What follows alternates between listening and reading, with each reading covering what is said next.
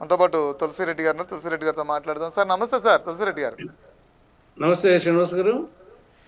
Sir ఏంటి sir సామాజిక న్యాయం అని చెప్పని చంద్రబాబు నాయుడు గారు సీనియర్లకి మొండి చేయి చూపించారంటారు. చంద్రబాబు నాయుడు గారు ఏమో ప్రాంతాల నడుమ సమతూకం పాటిస్తూ కూడా ఎమ్మెల్సీ అభ్యర్థులను ఖరారు చేశారని. అంటే ఉన్న వాళ్ళకే సీట్లు ఇచ్చే బదులు, అంటే ఆల్రెడీ ఉన్న వాళ్ళని మళ్ళీ కంటిన్యూ చేసే బదులు కొత్త వాళ్ళకి ఇవ్వచ్చు కదా అనేది కూడా వినపడుతుంది. ఎందుకంటే అధిష్టానం ఆదినాయకుడు మాటిని చాలామంది ఉన్నారు.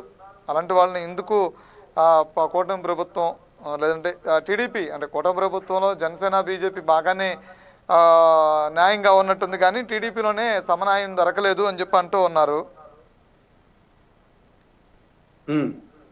సమన్యాయం దొరకలే అంటున్నారు. పిఠాపురం నుంచి త్యాగం చేసిన వర్మకి అత్యంత పెద్ద ఎదురు దెబ్బ తగిలింది. ఆయన విషయంలో ఇది కరెక్ట్ కాదు అంటున్నారు. మీరేమంటారు? ఇప్పుడు ఫస్ట్ ఆఫ్ ఆల్ ఎమ్మెల్సీ సీట్లు పరిమితము, ఆశావహులు అపరిమితము. కాబట్టి అందరికీ న్యాయం చేయడం ఎవరికైనా అది సాధ్యం కాదు. కాబట్టి ఉన్నంతలో ఏ మేరకు చేశారనేదే మనం విశ్లేషించాలి. కాబట్టి సీట్లు పరిమితం, ఆశావహులు అపరిమితం, అందరికీ న్యాయం చేయడం సాధ్యం కాదు. ఉన్నంతలో ఏ మేరకు న్యాయం జరిగింది అనేది కోణం ఆలోచిస్తే పదే పదే సామాజిక న్యాయం గురించి మాట్లాడడం ఇటీవల కాలంలో అన్ని పార్టీలకు ఫ్యాషన్ అయిపోయింది. జగన్మోహన్ రెడ్డి గారు వచ్చిన తర్వాత ఫ్యాషన్ అయింది అందరికీలేండి. మొత్తం వచ్చేసి ఇటీవల ఆంధ్రప్రదేశ్ లో ఈ కుల పిచ్చి, ఉప్పు కుల పిచ్చి, ఇది పిచ్చి ఎక్కువ అయిపోయింది. తారాసాయి. ఏమిటి సామాజిక న్యాయం అంటే? దానికి ముద్దు పేరు సోషల్ ఇంజనీరింగ్ అని. కుల పిచ్చికి సామాజిక న్యాయం అంటే సమాజంలోని అన్ని వర్గాలకు న్యాయం చేయడం, అది సామాజిక న్యాయం అంటే. సామాజిక న్యాయం అంటే సమాజంలోని అన్ని వర్గాలకు న్యాయం చేయడం. ఇక్కడ 3 ఎమ్మెల్సీ సీట్లలో ఒకటి మాల, ఒకటి యాదవ, ఒకటి బోయ, ఈ ఉపకులాలకు ఇవ్వడమే సామాజిక న్యాయం అయితే,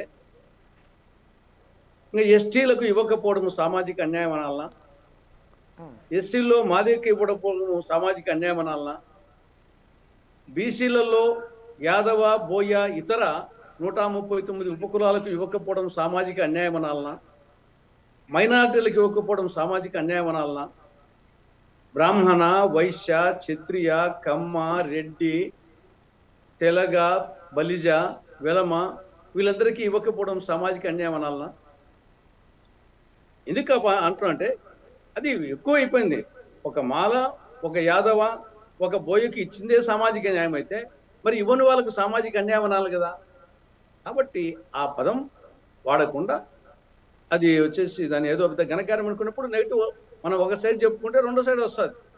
కాబట్టి సామాజిక న్యాయం అనే పదం వాడకుంటే మంచిది ఎవరికైనా కానీ. That is number 1.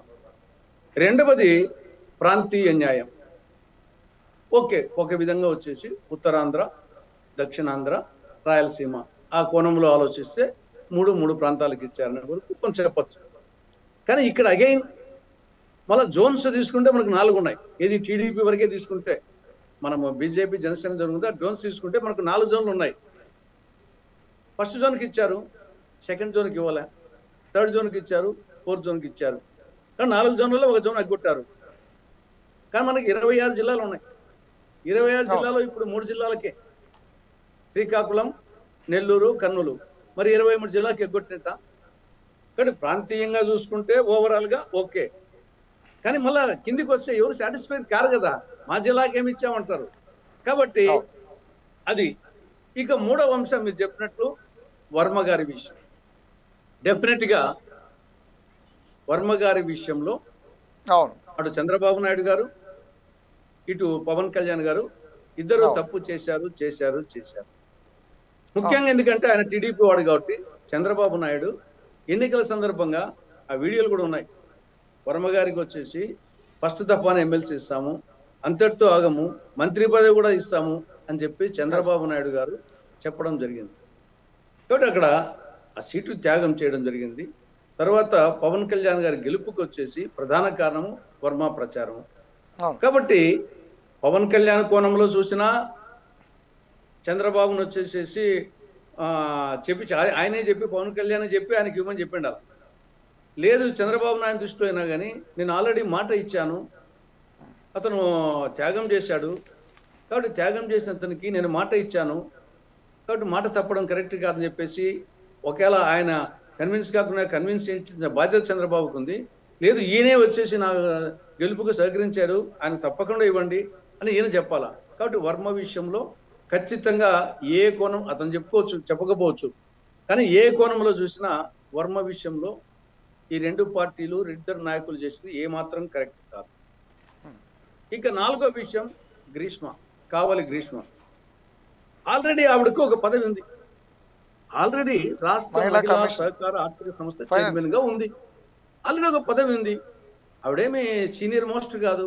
మన ఇటీవల వచ్చారు, ఒక పదవి ఇచ్చారు, కార్పొరేషన్ గుర్తింపు ఇచ్చారు. ఇప్పుడు మళ్ళా ఇంకొక గెయిన్ వచ్చేసి మళ్ళీ ఎమ్మెల్సీ ఇవ్వాల్సినంత అవసరం ఏమైనా ఉందా? రెండవది ఏం బ్యాక్గ్రౌండ్, 2022 మహానాడులో తొడగొట్టింది, బూతులు మాట్లాడింది. అంటే ఇన్నాళ్ళు మీరు చెప్తున్నది ఏమి, కొడాలి నాని ఇంకోరి విషయంలో వచ్చేసి జగన్మోహన్ రెడ్డి తిడతా ఉంటే ఆస్వాదిస్తాడు బాగా అని, అది మంచి పద్ధతి కాదని చెప్పేసి మీరు అందరం చెప్పాం. ఈరోజు మీరు చేసింది ఏమిటి అంటే తొడలు కొట్టే వాళ్ళకు, బూతుల వాళ్ళకు మేము కూడా వచ్చేసి రేపు కోచింగ్ సెంటర్స్ పెట్టండి రాష్ట్రంలో, తొడలు కొట్టేదానికి కోచింగ్ సెంటర్స్, బూతులు కోచింగ్ సెంటర్స్ రాబో రోజుల్లో ఇవి వస్తాయేమో కోచింగ్ సెంటర్స్. కాబట్టి ఆవిడకు పదవి ఉంది. కాబట్టి ఏం సందేశం ఇచ్చారు మీరు వచ్చేసి? ఆవిడ ప్రతిభా భారతి గారి కుమార్తెగా అయిండొచ్చు, కానీ ఆల్రెడీ పదవి ఉంది. కాబట్టి ఆ విషయంలో వచ్చేసి తొడగొట్టింది అందరూ చూసాం, మహానాడులో బూతులు తిట్టింది చూసాం. మీరేమో వచ్చేసి బూతులు తిట్టే వాళ్ళు జగన్మోహన్ రెడ్డి ఎంకరేజ్ చేస్తారని చెప్పేసి మీరు అన్నారు. అది కరెక్ట్ కాదని అందరం అన్నాం, మేము. ఈరోజు మీరేం చేస్తున్నారు? కోడలికి బుద్ధి చెప్పి అత్త తెడ్డు నాకిందని సామెత ఉంది, సేమ్ అదే మీరు చేస్తున్నారు. ఇది నా విశ్లేషణ ఈ 5 పాయింట్స్కి సంబంధించి. శ్రీనివాస్ గారు, సరే ఇక్కడ కాంగ్రెస్ పార్టీ పరంగా మాకు వచ్చిన లాభము లేదు, నష్టం లేదు. కానీ ఒక విశ్లేషణ చూసినప్పుడు ఉన్నటువంటి ఇక్కడ నేను ముందే చెప్పాను, సీట్లు పరిమితము, ఆశావహులు అపరిమితము, అందరినీ సాటిస్ఫై చేయడం సాధ్యం కాదు ఎవరికైనా అని చెప్తూనే ఆ నేపథ్యంలో ఒక్కొక్క పాయింట్ తీసుకున్నప్పుడు ఈరోజు అసంతృప్తి, చాలా మంది అసంతృప్తి ఎవరు వెలిగించకపోవచ్చు, కానీ ఖచ్చితంగా అసంతృప్తి నివురు గప్పిన నిప్పులా కుతకుతలాడుతా ఉంది. దానికి పాయింట్ వచ్చేసి వీళ్ళలో ఎవరు తక్కువ వాళ్ళేం కాదు, ఆశించిన వాళ్ళు తక్కువ కాదు, ఇచ్చిన వాళ్ళు తక్కువేం కాదు. కానీ ఉన్నంతలో మనం విశ్లేషించినప్పుడు ఇప్పుడు బీద రవిచంద్ర యాదవ్ డెఫినెట్గా వచ్చేసి సీనియర్ మోస్ట్ టీడీపీ నాయకుడు. కానీ కృష్ణాంజనేయులు గారు చెప్పినట్టు ఆల్రెడీ బీద మస్తాన్ రావు మననే రాజ్యసభ ఇచ్చారు. బీద రవిచంద్ర యాదవ్ సీనియర్ అన్ని విధాలు అర్హుడు, కానీ మిగతా వాళ్ళు అర్హులు ఉన్నారు. ఇక్కడ బీద మస్తాన్ రావు ఆయన బ్రదర్, ఆయన ఇటీవల రాజ్యసభ మారారు. మరి ఒకే ఫ్యామిలీలో ఈయన వరకు వ్యక్తిగతంగా మరి అన్నకి ఇచ్చే తమ్ముడికి ఇవ్వడంటే అది ఇంక వేరు. ఉన్నంతలో పరిమితంగా ఉన్నప్పుడు అపరిమిత ఆశావకులు అందరికీ అర్హత ఉన్నప్పుడు ఆ కోణం కూడా ఆలోచించాలి కదా. రెండవది వచ్చేసి బీటీ నాయుడు సిట్టింగ్ ఎమ్మెల్సీ. మీరు సిట్టింగ్ ఎమ్మెల్సీలో యనమల రామకృష్ణుడికి ఇవ్వలేదు, అశోక్ బాబుకి ఇవ్వలేదు, దువారపు రామారావుకి ఇవ్వలేదు, చెంగా కృష్ణమూర్తికి ఇవ్వలేదు. మరి 5 మందికి ఇవ్వకుండా పోయింటే సరిపోయి. కొన్ని వీళ్ళెవరేమి తక్కువ కాదు కదా, బీటీ నాయన్తో పోలిస్తే వీళ్ళెవరు ఏమి ఏ కోణంలో ఆలోచించినా వాళ్ళు అర్హులే. కాబట్టి ఆ కోణంలో 5 మందిలో 4 ఇవ్వనప్పుడు 5వ వానికి కూడా ఇవ్వకుంటే ఓబీసీకి ఇచ్చిండొచ్చు. ఆయన వరకు వచ్చేసి డెఫినెట్ గా బోయ కులస్తుడు, ఆ జిల్లాలో ప్రముఖుడు, ఆ కోణాలు ఉన్నాయి. కానీ ఇక్కడ ఈ ఈక్వేషన్ లో చూసినప్పుడు సిట్టింగ్ ఎమ్మెల్సీలో 5 మందికి 4 పక్కన పెట్టినప్పుడు ఈ ఒక్కరికి ఇచ్చే బదులు వేరే బీసీకి ఇచ్చింటే స్కోప్ ఉంది కదా. ఈయన ఆల్రెడీ సిట్టింగ్ ఎమ్మెల్సీ, ఆయనకేం ప్రామిస్ చేయాల్సిన అవసరం లేదు, ఎందుకంటే మీరు ఎన్నికలప్పటికీ ఆయన ఎమ్మెల్సీ కాబట్టి. ఇక మూడవది గ్రీష్మ, నా గుడక కావలి ప్రతిభా భారతి గారు బాగా పరిచయము, ఎన్టీ రామారావు ఉన్నప్పుడే. అయినా వచ్చేసి ఆవిడకి వచ్చేసి ఒక చైర్మన్ పోస్ట్ ఉంది కదా. రెండవది వచ్చేసి మీరు ఎన్నైనా చెప్పొచ్చు, ప్రతిభా భారతి గారి యాంగిల్ గా చెప్తే ఓకే అనిపిస్తుంది. కానీ రెండవ యాంగిల్ కూడా ఉంది. 2022లో అందరి సమక్షంలో వచ్చేసి తొడగొట్టిన నేపథ్యము ఇది ఇది కాదంటామా? భూత పురాణం కాదంటామా? మరి ఒకవైపు మనం ఏం చేస్తున్నాం, జగన్మోహన్ రెడ్డిని అదే కదా కొడాలి నానిని, మిగతా వాళ్ళను, అనిల్ యాదవ్ను ఎవరు బూతులు తిట్టే వాళ్ళు ఎంకరేజ్ చేస్తున్నారు. తులసిరెడ్డి గారు, ఇక్కడ మన రామబ్రహ్మం గారు చెప్పారు కదా, అంటే ఒకటి గ్రీష్మాని చూసి పదవి ఇవ్వటం అనే దాన్ని పక్కన పెడితే ప్రతిభా భారతి గారికి ఉన్నటువంటి గౌరవాన్ని గుర్తింపు నేపథ్యంలో ఒక సామాజిక వర్గానికి సంబంధించిన అంశంలో కూడా నిర్ణయం తీసుకోక తప్పలేదు అంటున్నారు కదా. వర్గానికి ఇవ్వండి ఇంకోరికి ఆల్రెడీ చైర్మన్ ఉంది కదా అంటాను. ప్రతిభా భారతిని గుర్తించే కదా చైర్మన్ పోస్ట్ ఇచ్చారు మొదట. అంటే అది దానికి మించిన అర్హత ఇవ్వటం అనేది గౌరవం అనుకోవచ్చు కదా సార్. అంటే తొడలు కొట్టే వాళ్ళ రేపు ఏ యాంగిల్ కూడా అంటే ఈ తొడకొట్టిన దగ్గర ప్రతిభా భారతి గారి యాంగిలే కాదు, తొడలు కొట్టిన యాంగిల్ కూడా వచ్చేసి చూడాలా. రేపు వచ్చేసి కోచింగ్ సెంటర్స్ పెడతారు. ఎవరు బాగా తొడలు కొడితే, ఎవరు బాగా బూతులు తిట్టే, ఓహో జగన్మోహన్ రెడ్డి ఏ విధంగా ఉంటాడు, చంద్రబాబు నాయుడు అంతకే తక్కువేం కదా చెప్పేసి ఈ యాంగిల్ కూడా పోతుంది. యాంగిలే కాదు, ప్రతిభా భారతి గారి యాంగిలే కాదు, ఈ యాంగిల్ కూడా పోతుంది సమాజంలోకి. దాన్ని కూడా చూసుకోవాల్సిన అవసరం ఉంది. మేము ఒక విశ్లేషణ చేసి మాకు ఇచ్చిన చెప్తే కదా కాంగ్రెస్ పార్టీ పరంగా ఆవిడకి ఇచ్చినందువలన మాకు ఏ నష్టం లేదు, లాభం లేదు. కానీ యాక్చువల్గా వచ్చేసి ఏ దానికి కాదని ఆలోచించినప్పుడు మరి దానికి మెరిట్స్ ఉంటాయి, డిమెరిట్స్ ఉంటాయి. ఆ విధంగా వచ్చేసి ఆల్రెడీ ఆవిడకి ఒకటి ఇచ్చారు, గుర్తింపు ఇచ్చారు. కానీ మళ్ళీ వచ్చేసినప్పుడు ఆటోమేటిక్గా వచ్చేసి ఈ కోణం కూడా వస్తుంది, ఆ కోణంతో పాటు.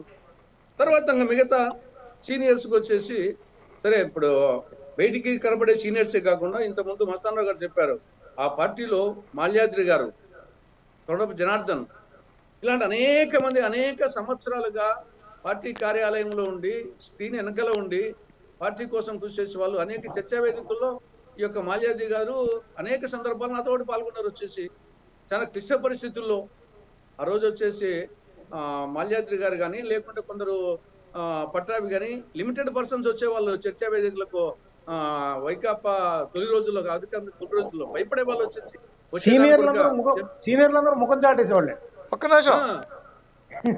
కాబట్టి అటువంటి వాళ్ళు చాలా మంది ఉన్నారు.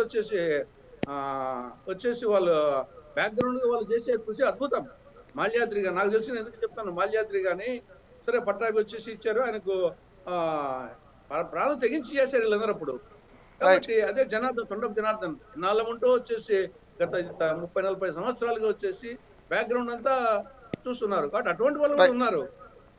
రైట్.